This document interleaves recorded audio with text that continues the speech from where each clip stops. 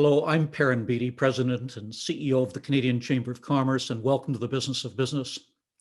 Throughout the pandemic, I'll be having a series of conversations with leaders, whether in the private sector or in government, about the effects of COVID-19 on business and about measures that we can be taking to try to prepare for the recovery. We hear a great deal about the need for businesses to establish ESG goals these days. The acronym ESG is short for environmental, social, and governance. And it underlines the fact that businesses are going to be increasingly judged not just on their profitability, but also on how they perform as corporate citizens. Now, as the new ESG markets leader and chief sustainability officer for EY Canada, Kent Kaufield is responsible for leading the firm's Canadian sustainability strategy. In addition to driving the development of internal sustainability policies and programs, Kent will help companies develop and drive comprehensive ESG strategies, identify emerging opportunities, and adopt innovations and technologies to create long-term value and realize sustainable growth in a rapidly evolving market. Now, Kent is currently based in Calgary, and he has over 25 years of experience working alongside Canada's energy sector to help businesses plan and execute their energy transitions while addressing climate change and its impact on our communities. Kent, welcome to the Business of Business. Thank you, Perrin. It's great to be here. We appreciate the opportunity. Well, let's start at the very beginning here. What lessons has the pandemic taught businesses about the need to think of ESG strategies differently? It will be interesting to see over time, Perrin, how many of the lessons stick, but I think there are a few that are really going to stand out and resonate. I think climate change and the impact of going for a run in April or May of last year and noticing, the skies were clear and seeing pictures from around the world will leave a lasting impression. I think the feedback we're all getting from and I'm sure your chamber members are getting from our people, there are positive aspects to it. Isolation is hard, but the positive aspects of traveling less, having more flexibility in their workday, spending more time with their family, those will stay. And of course, I think some of the social injustice, the events that occurred, throughout the world, those lessons are sticking too. And companies are taking a step back and saying, how do we embed some of those learnings or the outcomes of those events and turn it into something that we as a company can use to enhance our brand, to enhance how we go to market, to enhance our bottom line, enhance the experience of our people. I think those lessons will stick around. I can give you an example at EY. We've really worked hard in the past kind of 2 or 3 months to figure out how we nudge and put nudges in place to help change and evolve our culture. So it's not our first instinct to jump on an airplane, where our first instinct would be to figure out how we can do the work in a flexible fashion that still meets the high quality of service that our clients expect or the regulatory environment expects, but do it in a way that is different than we did in the past. I think that those cultural nudges, those little tweaks will help us maybe be more agile, maybe we'll be a little more innovative, but that will all end up falling under the banner of ESG because we'll try and capture how we do those things and share that story in a way that we haven't in the past. Businesses are under enormous pressure today. The competition has never been more fierce than it is right now. And businesses are feeling the pressure not simply from external competitors, but from governments and from others. And as a result, then the first reaction, I think, of many businesses and hearing, well, we have to be looking at ourselves through another filter of ESG goals, as well as this is yet another burden. It's something that's going to hold me back. It's an obligation that's being imposed on me. And yet I think your feeling is that far from seeing ESG goals as something which is an impediment to business success, it can facilitate it. Can you elaborate on that? Absolutely. So, and it's a great question and one I get asked a lot. I want to do almost a Mythbuster series and break the myth that ESG is a cost and a compliance activity only. And the two perspectives I would say is, first of all, most organizations are actually capturing more ESG information than they give themselves credit for. And when we sit down and look through what organizations do, they'll start to see that they can mature their own internal, whether it's their CSR reporting, corporate social responsibility reporting, or citizenship reporting, just by thinking and looking inward. So some of what they need to do is already done, and just they haven't done it in a collated, thoughtful fashion, and ESG will allow them to help facilitate that. And two would be a well-done ESG strategy is actually going to become a core component and strategy of a lot of organizations. It's not just about managing emissions, which I think some Canadian companies feel are managing carbon.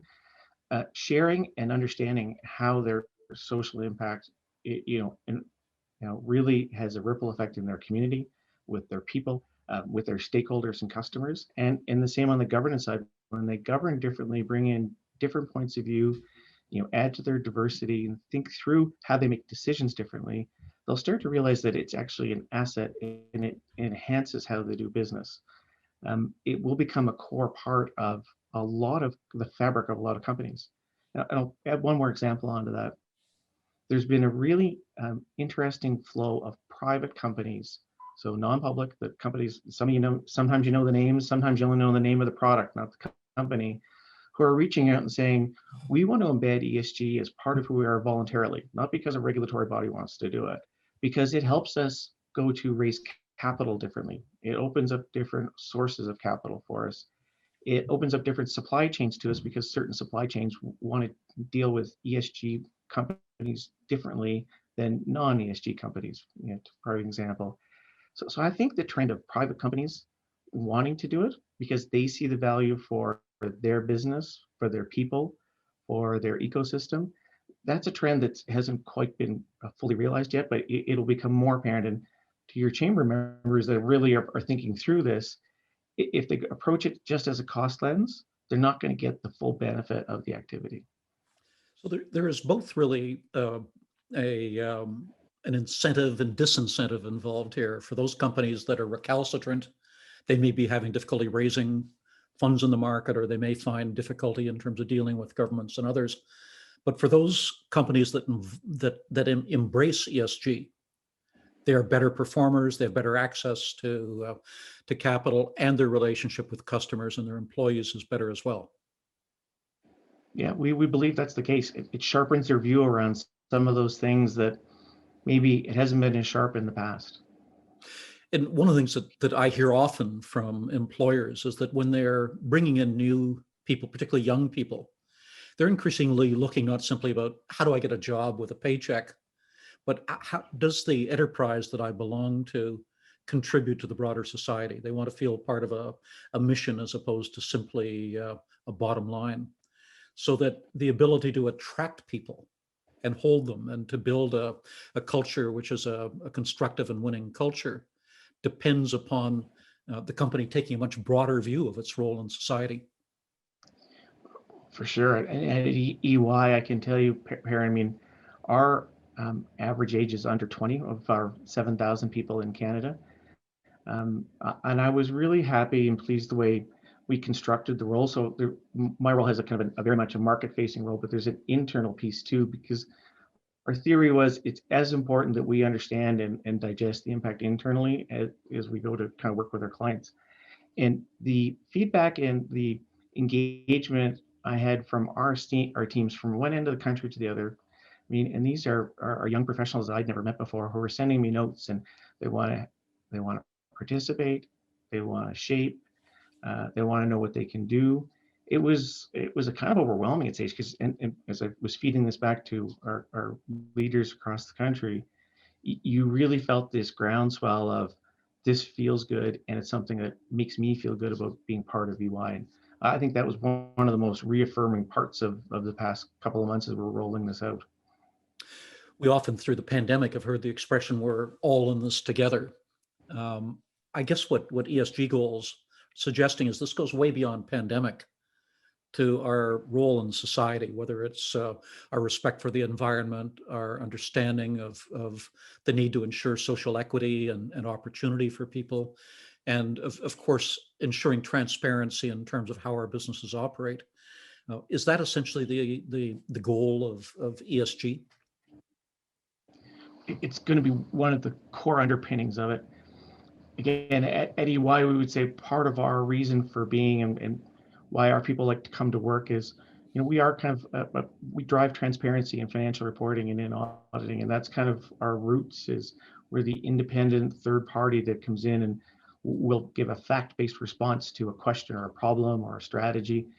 And, we don't have much of a bias. And when I overlay the future of ESG on top of that, we're going to bring transparency and fact-based findings to some non-financial metrics. And I think by doing that and embracing it across government, across all levels of government and across business, that level of transparency will drive greater collaboration. As we start to share scope 3 emissions, and those for the chamber, those are indirect emissions that your organizations create by buying things in different supply chains, by customers and use of your product. As we start to share some of those emissions, we can start to collaborate differently and say, if our outcome together is we want to reduce our carbon footprint and increase from Indigenous engagement and increase our ability for people to have workforces, we can start to think about how we manage carbon in a different way that has a ripple impact across multiple stakeholder groups. And I think that it will take some collaboration, and by sharing some outcomes and measurements together, we have those.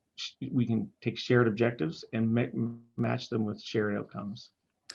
A major criticism in recent years of the reporting requirements on business is that they tend to drive people into thinking about where is my bottom line going to be this quarter, and that they are focused on the short term at the expense of long-term goals. COVID-19 has taught us that those people who focus only on the short term can be in very difficult circumstances. And I suppose particularly as it relates to the environment, but also to some of the other social goals we're talking about here, the purpose of ESG is to encourage companies to take a longer term view of their role in society and what constitutes success. For sure. EY years ago, we worked with a number of business communities internationally to come up with a long-term value proposition. And it was around how do you take the short-termism out of how large companies operate in the market. And I think that long-term view, the long-term value, the foundations of it are making decisions which may not benefit the share price or the shareholdings or the dividends in the first 6 or 8 months of doing it, but will have a long-term value. And I think when we think about ESG and start measuring outcomes against that, including tying management bonuses, including tying things that are typically not measured, you will see that companies will make different decisions because management will be incented different ways. Stakeholders will have different expectations of those outcomes. And I think that'll help adjust people's expectations around maybe EBIT is not exactly the only measure to drive value in a public market. Now, it's very easy, and we often hear businesses that develop slogans that are very customer friendly or socially friendly, but they mean nothing at the end of the day. ESG must mean something much more than simply setting out good feeling, good sounding goals. It has to be quantifiable as well. What about the link between setting goals and measurement here and reporting? How can this be done in a way that is both efficient and effective in terms of giving people a sense of the company's performance? So it's a great question. Until there is some standardization in reporting, and whether that comes from a regulator like the Securities Exchange Commission, whether that comes through generally accepted accounting principles or an IFRS board, there is going to be some variability in how companies report and how they kind of share and measure. And that's, I think, part of the pause in the market is people aren't sure what standard they're moving towards. And if again, for your chamber members that had to comply to Sarbanes-Oxley, Pre-Sarbanes-Oxley, there was always a notion of what a control was, an internal control, and how to gather data and report. But until it was actually formulated in a standard, it was very unclear and you couldn't benchmark. So, I think what we'll feel in a few years is we're at a very early stage in ESG today. We'll recognize how we're in its infancy. And as you kind of go forward, some of those standards will evolve to make it clearer. I think in the near term, there are enough, and you start to see some evolving practices around the Task Force for Financial Disclosure, TCFD, it's commonly called. There are some good examples out there of what good looks like. There are some examples of probably what needs improvement looks like. I'd encourage folks to start to explore and examine what good looks like and what they want it to do to make an impact. And again, it goes back to where we started. Some of the data that they have internally will already get them a long way down the road. And they can probably be more mature than they think they are. I think until some of these standards regulations get in place, companies are going to be doing a little bit by feel. It's not necessarily bad practice, though, to do it by feel, because that's really where the genuine reporting comes from. That you'll start to see what is a meaningful value to the company from an E, S, and G perspective, and then they can close the gap to the standard over time. Much of your career has been spent in the oil and gas sector. As companies are, in many ways, this is still terra incognita for businesses trying to develop what they should be doing on ESG. Should this be looked at from a sectoral approach, or should it be company by company? Naturally, what will evolve will be peer comparisons, very similar to what an analyst might do from a stock market perspective, and that will end up being sector by sector. As the oil and gas companies, and some of them have been very proactive. If you look at some of the work, for example, that Enbridge has done, and how early they adopted it, and how fulsome they are in their disclosure. As all of those organizations start to get to a standard and get better, there will naturally be sector to sector comparison, or within sector comparison. But I think what will be really interesting to see is if you look at the renewable sector as a standalone, as they report ESG, it will be fascinating to see that some renewable companies are actually better than others on an ESG score, depending on what you're looking at.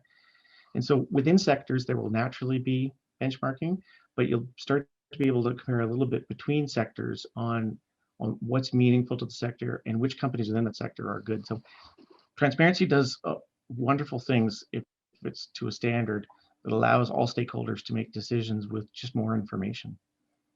You're in a very, very privileged position from where you sit at EY, and that you can get a sense of the whole of the landscape for Canada. How does Canada measure up relative to other economies in terms of the adoption of ESG by Canadian companies? So I would say it's still early days. I think one of the comments I would have initially is that for some of our clients and people that we deal with in Europe, they are more advanced because the governments have been thinking that way, and regulators for a little bit longer. And that's not just around emissions. It's probably both the S and the G. So there's environmental as well as the S and G. We're probably catching up in some cases to some of the more modern European countries.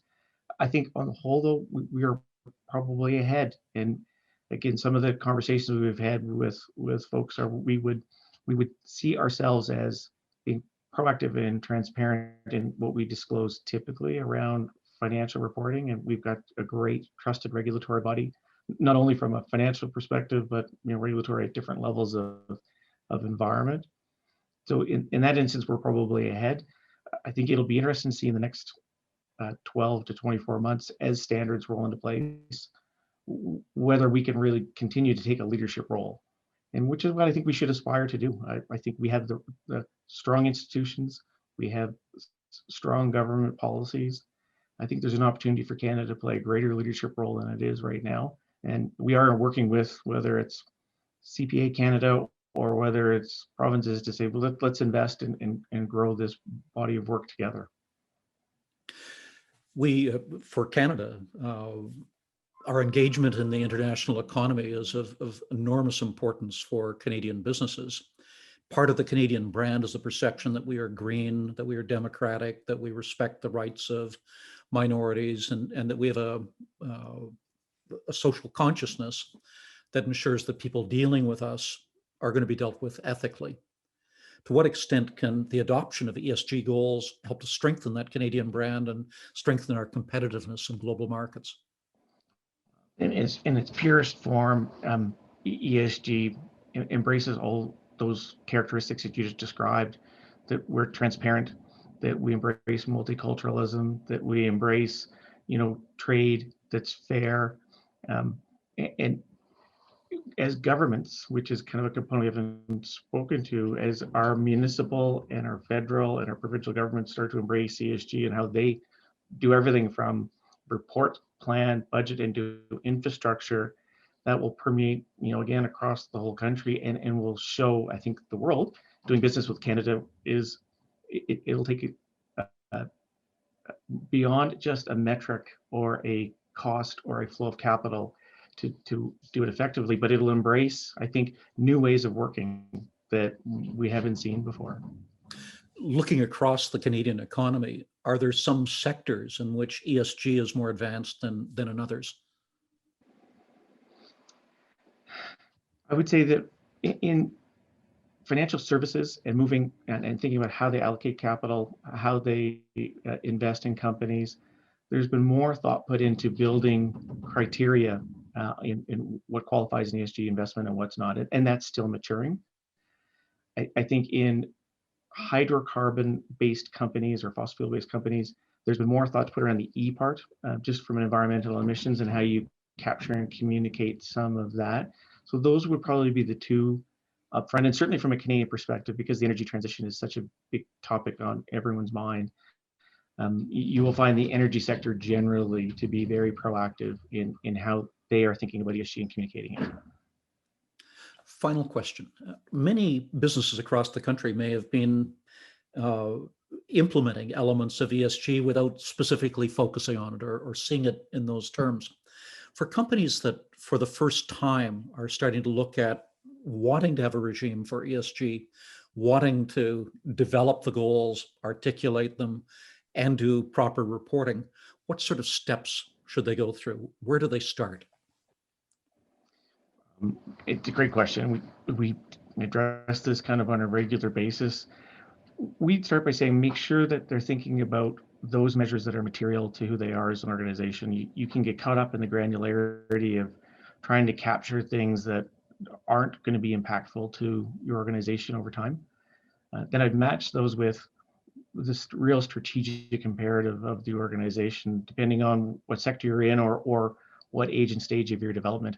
If it's consumer product versus being a renewable startup company, and think through from the both all three pillars, ES and G. Where do you drive value? Where can you demonstrate value? Where are you already capturing data? And think about impactful versus breadth to start off. As we get going forward, as it becomes more standardized, again, from whatever body implements the standard, you'll be able to close the gap as an organization. But in each of your chamber members, they will have their own set of values that are important to them. They will be able to match those against ES and G. And I wouldn't focus as much on completeness to begin the exercise as impactful. Again, in the dialogue can be part of a regular strategic planning process. The dialogue can come from a board that wants to have that discussion with you. The dialogue doesn't have to be as formal and process oriented as maybe some people think that financial reporting processes are. But I do absolutely think that just starting with what's meaningful to the organization and material is probably the best place to get the conversation underway. Then the final question then is this, from listening to you, what I get from that is that the adoption of ESG is not something where you throw a light switch, but rather it's a journey. and that it will not be fully formed right from the outset, but that you need to make the decision to start and to build something, and that it will evolve as it goes along. Am I correct about that? I think that that's a likely scenario for the next little bit. I would caveat that by saying, when you look on the global landscape, when you see that the Securities and Exchange Commission now has a task force on enforcement related to climate disclosures, there's a bill in front of the House on formalizing climate reporting. I would think public companies are going to be compelled more quickly to adopt some of those, because it's just the Securities Commission is going to start to demand it. We're having a lot of conversations with board members now who are asking about questions like, if our senior management comes out and says we're going to be net zero by a certain year, um, are we accountable for that in the same fashion as a forward-looking statement might be if we promise to have EBITDA at a certain level down the road? And how do we articulate our carbon ambition and not be held necessarily to a forward-looking statement in the purest form of SEC? So you're right in saying, for now, for companies that are maybe not public, not SEC registrants, that don't have to make real commitments, organic growth is probably the best way to go. And it is the best way to go to get started, because that'll help get it embedded in the culture. And really, like we're doing, is we're trying to embed some of these changes in the culture of who we are, and that'll make them more sustainable. I think you're going to see more of a regulatory environment or regulatory deadline set for those companies that have to comply with regulatory authorities. Kent, it's been a fascinating discussion. What I take from it is that companies should recognize that ESG isn't something way down over the horizon. It's something that's here today. And that we can either choose to embrace it, or we can have standards imposed upon us externally. But that those companies that are going to be the most successful are the ones who plan for the future and who see this as an opportunity.